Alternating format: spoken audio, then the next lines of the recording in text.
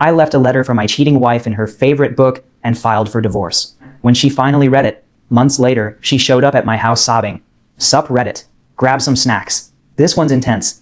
Name's Connor, 34 male. And there I was, standing in my living room, watching my wife of 9 years being too intimate with another man. The party was my idea.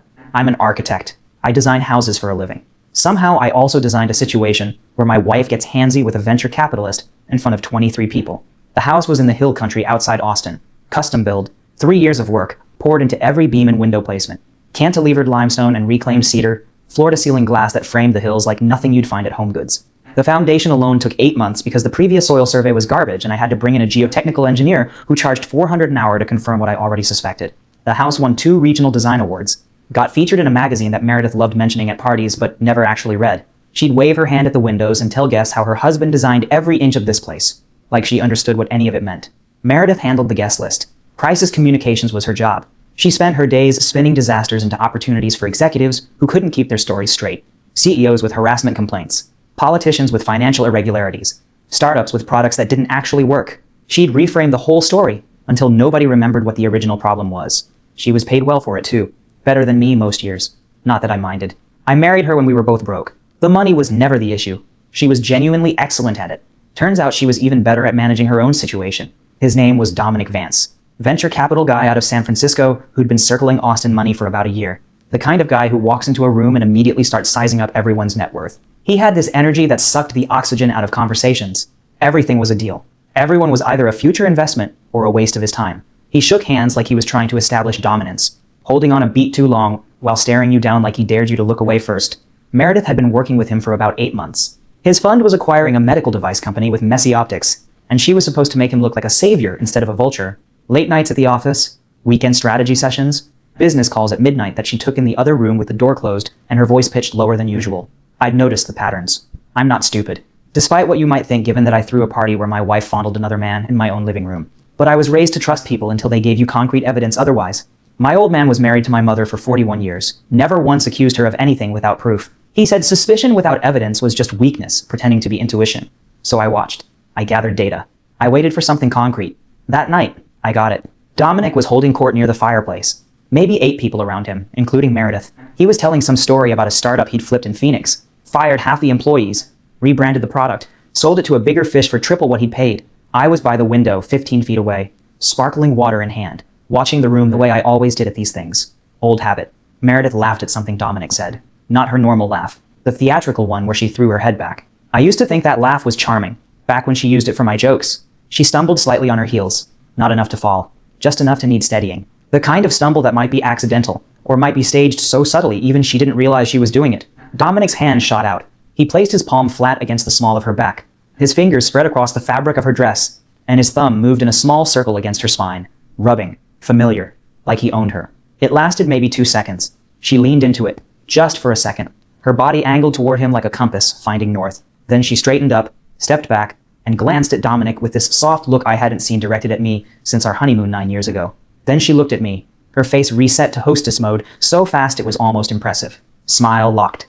Eyes scanning the room to make sure everyone had drinks. Perfect act. She'd had years of practice performing for people. I just hadn't realized I was one of the people she was performing for. I didn't react, didn't throw my glass, didn't storm over and make a scene that would become the only thing anyone remembered about the party. I just stood there doing the math. The weird thing is, I wasn't even that upset yet. That came later.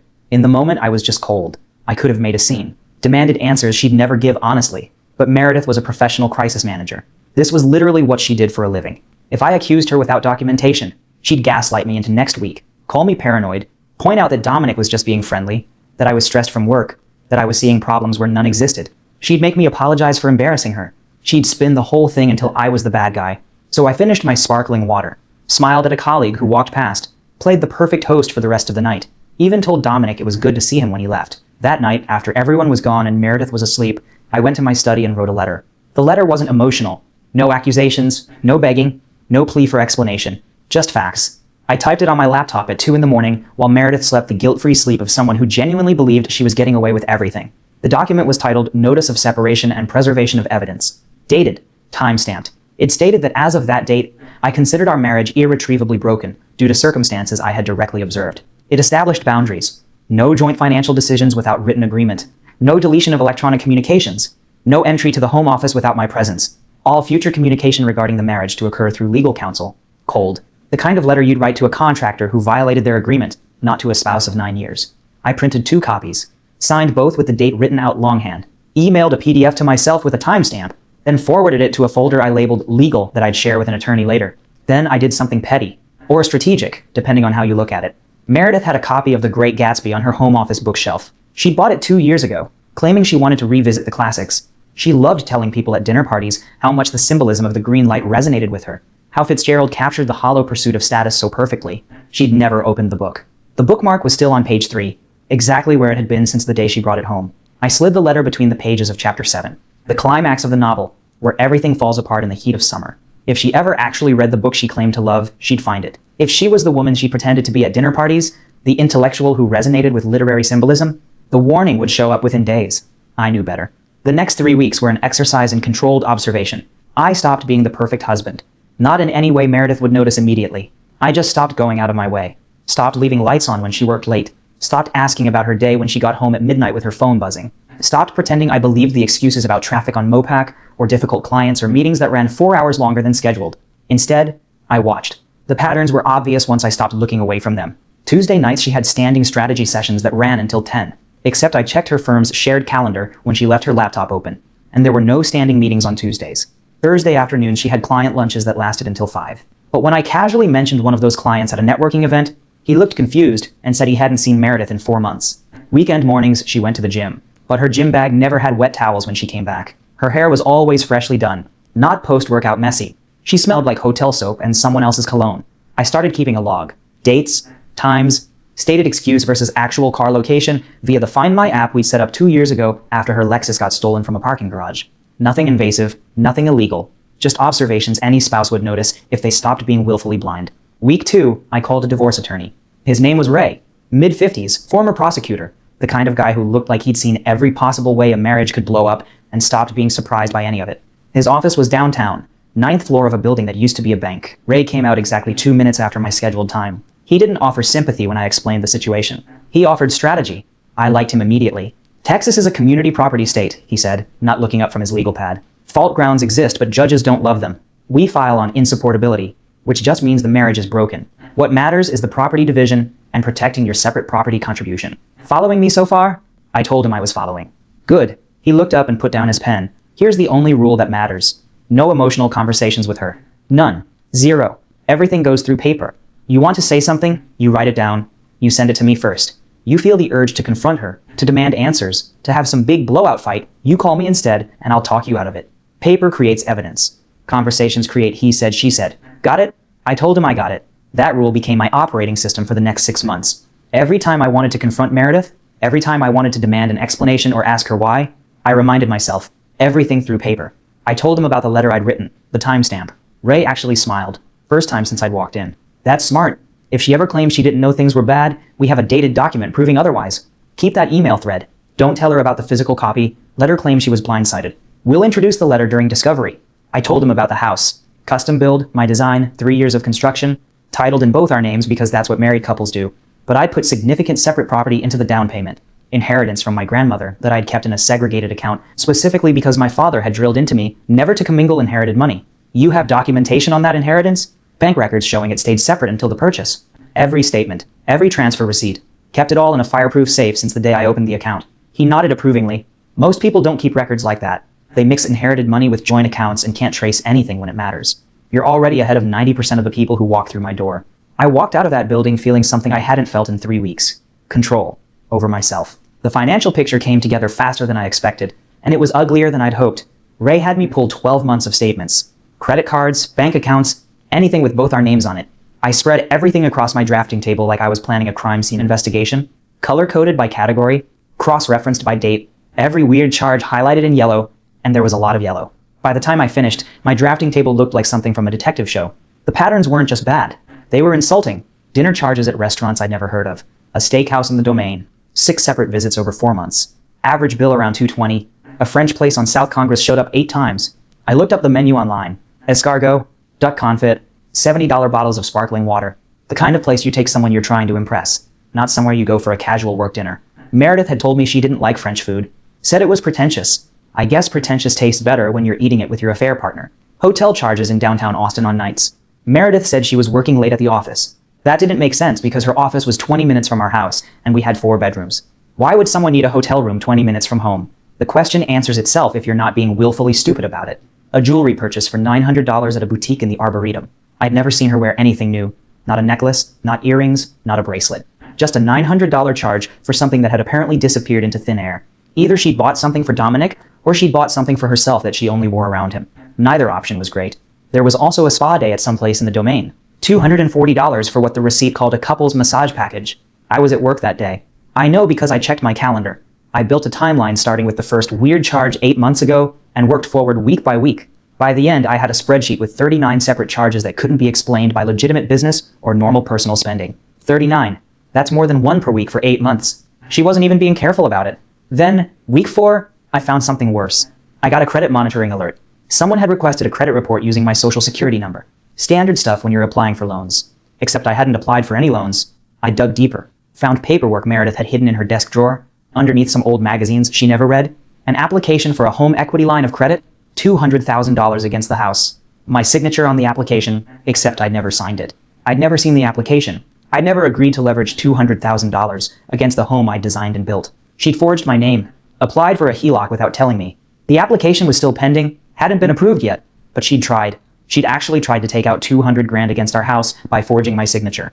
I photographed everything, sent copies to Ray. He called me within an hour. This changes things big time. Attempted fraud on a loan application is serious. Don't confront her about it. We use this during discovery. It goes to character and pattern of deception. 2 days later, the bank called the house. The application had been flagged by their fraud detection system. The signature didn't match samples on file. They were freezing the application pending verification. I told them I hadn't signed anything and suggested they contact my attorney. Ray sent a preservation letter to the lender that afternoon, requesting they retain all documentation related to the application. That letter would become Exhibit C. He told me not to try to block the application myself, just confirm the fraud in writing, so it's on record. Let the bank handle their end. I didn't confront Meredith yet, but now I knew exactly who I was dealing with. And more importantly, so would her lawyer once discovery started. Enter Tessa. Tessa was Meredith's junior associate at the firm. 28, UT Austin grad, 4 years into a career that mostly consisted of doing Meredith's grunt work, while Meredith took credit with clients. I'd met her at firm events a few times. She always looked like she was running on 3 hours of sleep and pure spite. I respected the hustle even when I didn't know the full context.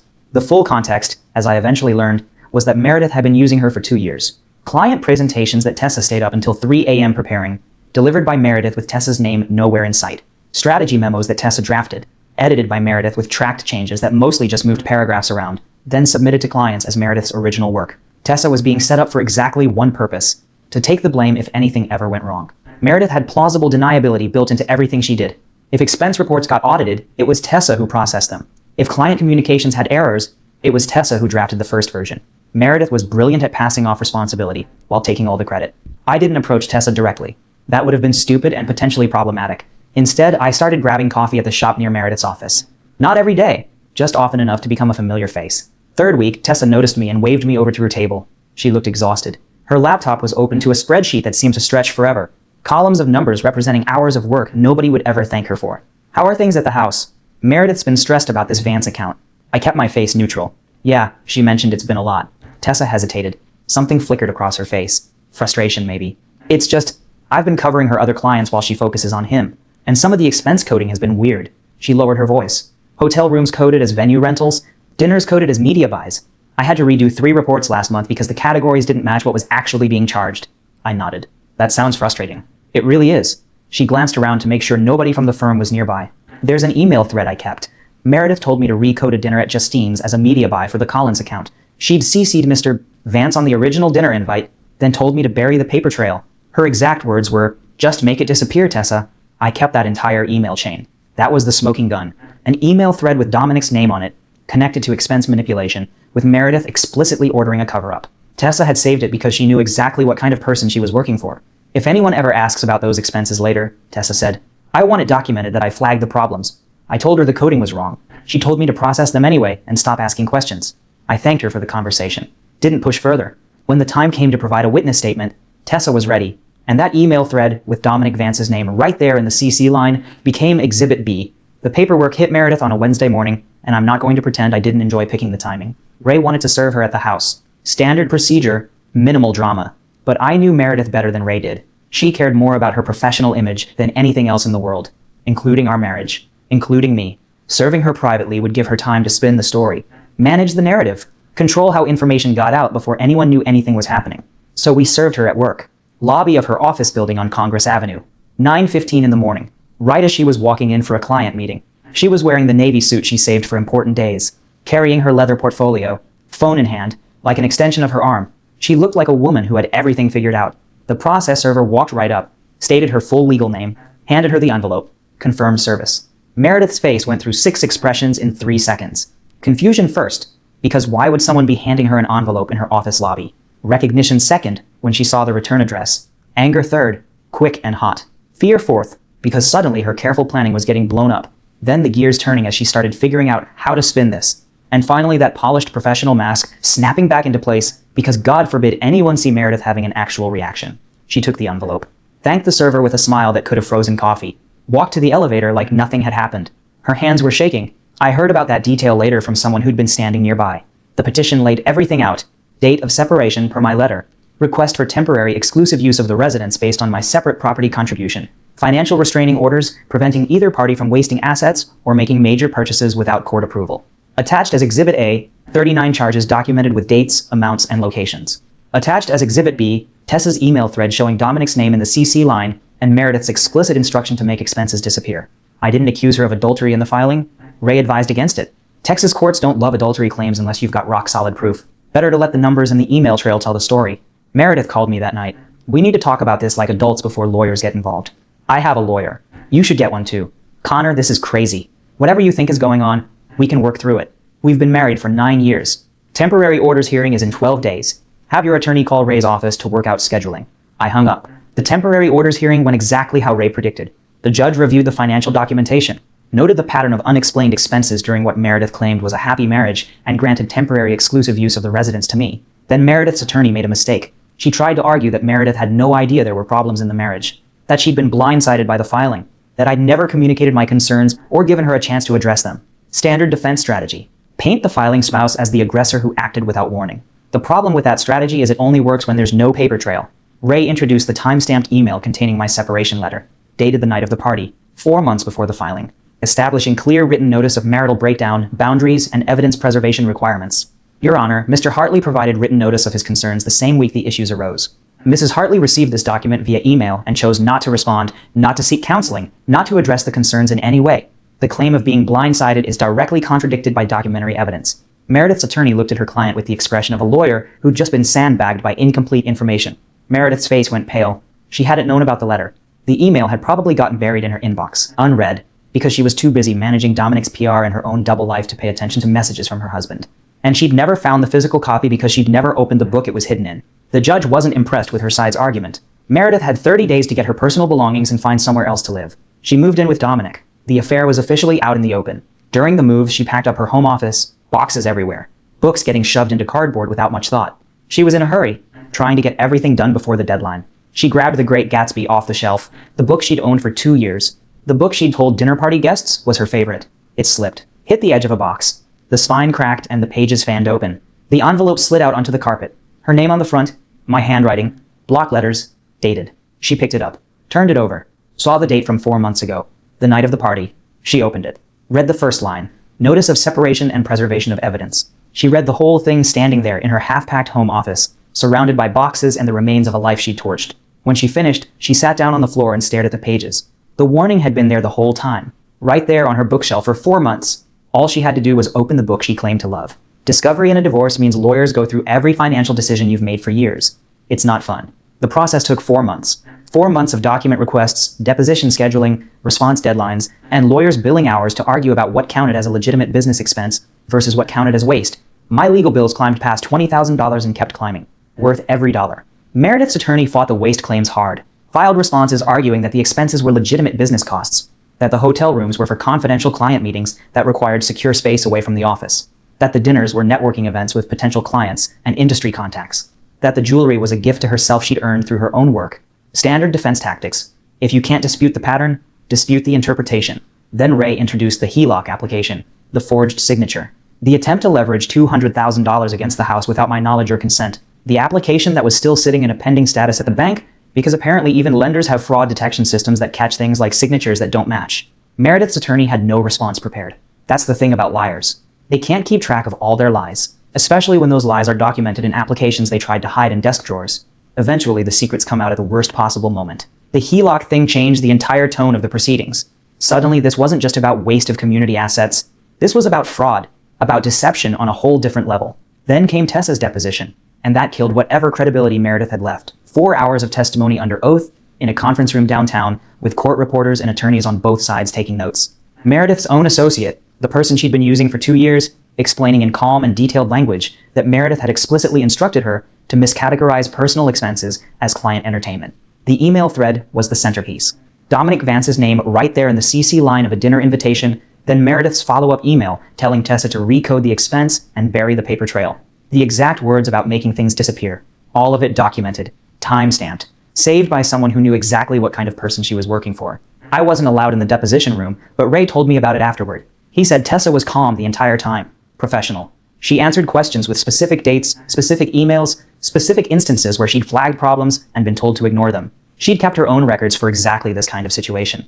Smart woman. She knew her boss was setting her up to take the fall, and she'd prepared accordingly. Meredith's attorney tried to paint Tessa as disgruntled, someone passed over for promotion who wanted revenge, someone who'd been underperforming and was looking for someone else to blame. But Tessa had receipts, email chains showing the instructions in Meredith's own words, calendar invites showing the fake meetings versus the real schedule, text messages she'd screenshotted and saved to her personal cloud, a paper trail that couldn't be dismissed by calling her bitter or disgruntled. The court found the waste claims credible. $19,000 credited to my side of the property division. Not punishment for cheating, just an accounting of money that was supposed to stay in the shared pot and didn't. The HELOC attempt was noted in the findings as evidence of attempted dissipation and possible fraud, which would factor into the final division. But the financial hit wasn't the worst part for Meredith. The real damage was professional, and it spread fast. When the divorce filings became part of the public record, when Tessa's testimony started making the rounds through Austin's small and very gossipy professional community, Meredith's firm launched an internal audit. Once you start pulling at financial threads, the whole thing tends to fall apart. The partners discovered years of systematic expense inflation, client entertainment budgets that didn't match actual client meetings, consulting fees paid to vendors who didn't seem to provide any actual consulting. Small amounts individually, but the pattern painted a picture. The partners gave her a choice: resign with a mutual separation agreement that would let everyone pretend nothing had happened, or face formal proceedings that would end up in front of the state bar and potentially destroy her entire career permanently. She resigned. The official story, for anyone who asked, was that Meredith was leaving to pursue new opportunities, spending more time on personal matters. All the usual stuff people say when they're trying to make getting pushed out sound like a lifestyle choice. Everyone in Austin's legal and communications community knew the real reason within about a week. Word travels fast when someone successful takes a sudden fall. People eat that up. The final property division took 5 months to negotiate, and it got ugly before it got settled. Meredith fought for the house like her life depended on it. And honestly, in a way it did. The house was her backdrop. The set piece for every carefully curated image of success she'd built over 9 years of marriage. Losing the house meant losing the stage. Without that stage, people might start looking at the actual person, and Meredith wasn't prepared for that kind of scrutiny. Her attorney argued she'd contributed to the marriage in non-financial ways and deserved the primary residence regardless of where the down payment came from. Emotional labor, household management, the invisible work that wives supposedly do while their husbands focus on their careers and their buildings and their drafting tables. The irony of Meredith claiming emotional labor after 9 years of treating me like furniture wasn't lost on me. Or on Ray, who actually laughed out loud when he read that section of her response brief. Sometimes even lawyers can't keep a straight face. But I had documentation proving my separate property contribution. The inheritance from my grandmother, traced through bank statements and transfer records like a forensic accountant's fever dream. $160,000 that stayed in a segregated account from the day I received it until the day I transferred it to the escrow company for the down payment. Never commingled. Never touched for joint expenses. Never mixed with community property in any way. Ray built an argument showing that my separate property should be credited back first before any community division happened. Standard tracing claim under Texas law, but not everyone knows to document their inheritance properly. Most people mix the money with joint accounts and then can't prove anything when it matters. Her attorney tried to argue that by putting Meredith's name on the title, I'd converted my separate property into community property as a gift. It was a creative argument, the kind of thing attorneys throw at the wall hoping something sticks. Ray shut it down with case law and my paper trail. Gift arguments require evidence of donative intent, and there's nothing in the record suggesting I intended to give away my grandmother's money. Just a married couple putting both names on a house, because that's what married couples do. The judge agreed with us. I could keep the house by buying out her reduced share at current market value, minus her portion of the waste findings, minus her share of additional attorney fees caused by the HELOC fraud discovery. The net result was that I kept the home I designed for about 60% of what a normal buyout would have cost. The house was mine. Finally, and completely. Her clients scattered faster than I expected. Some followed her initially out of loyalty to the relationship they thought they had. A state senator she'd worked with for 3 years. A tech CEO who'd been her biggest account. They were loyal right up until the details of the divorce started getting around. Then, they weren't loyal anymore. When word spread about the expense manipulation, about the circumstances of her departure from the firm, about the forged signature on a loan application, those clients found other representation. Nobody wants a crisis manager whose own crisis was caused by documented dishonesty. Meanwhile, Dominic was drowning in problems of his own making.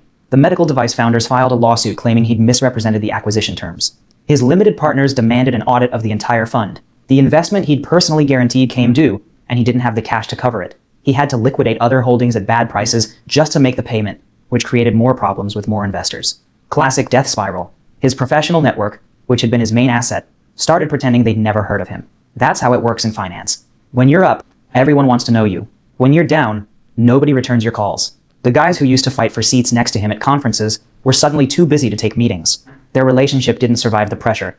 I heard about it through mutual friends who didn't realize how much context I already had. Apparently, it started with money fights. Dominic expected Meredith to chip in on household expenses while she was job hunting. Meredith expected Dominic to support her the way she'd supported his image when things were good. Neither of them got what they expected. Lots of yelling, lots of blame. Meredith accused Dominic of dragging her down with his legal problems. Dominic accused Meredith of being toxic to his reputation and his ability to find new partners. Without the thrill of sneaking around, without the status and money he used to represent, he was just a stressed guy who took his frustration out on whoever was closest. Turns out that's not sexy. Turns out that's just exhausting. Meredith moved out of his condo, rented an apartment in a part of Austin she used to crack jokes about when we drove through it, started applying for jobs at firms small enough that they might not Google her name too carefully, at least not past the first page of results. The divorce was finalized on a Thursday afternoon in late spring. I signed the papers in Ray's office, shook his hand, and walked out into the Austin heat feeling lighter than I had in over a year. The house was mine. My career was intact. My reputation was clean. My grandmother's money was protected. Meredith had lost the house, her job, her affair partner, and most of her professional network. 9 months after the divorce finalized, I'd heard through mutual friends that things had gotten worse for her. The job search wasn't going well. Firms in Austin knew her story, and firms in other cities could Google. She'd burned through whatever savings she had. The apartment she'd rented was in a complex that catered to recent college graduates. I'd also heard that Dominic had finally declared bankruptcy. The lawsuits had piled up, the guarantees had come due, and he'd run out of options. Then after all these months, she showed up at. When I opened the door that Sunday afternoon, I almost didn't recognize her. She'd lost weight in a way that said skipped meals. Her clothes were no longer the designer stuff she used to wear. The sharp confidence that had defined her for the entire time I'd known her was gone. "Can I come in?" I stepped outside instead, pulled the door closed behind me. After 2 minutes of awkward silence, she finally spoke. "I need help. Alone. Just enough to get me through a couple months until something comes through." I looked at her for a long moment. "No. Connor, please. Just a loan until I'm back on my feet. You forged my signature on a loan application. Tried to leverage $200,000 against this house without telling me." I shook my head. "No. That's not fair. That's not. You had the warning the whole time. Sitting in a book you claimed to love. You never looked." She stared at me like she was seeing a stranger. "Goodbye, Meredith." I stepped inside and closed the door. Through the window, I watched her stand there for a minute. Then she walked to her car and drove away. The house was quiet. I went back to my drafting table. There was a beach house in Port Aransas that needed finishing. I had work to do. Guys, we are so close to hit 100,000 subscribers on this channel. If you are not subscribed to the channel, please consider subscribing. It really helps hit that 100,000 mark. Thanks for making this dream come true.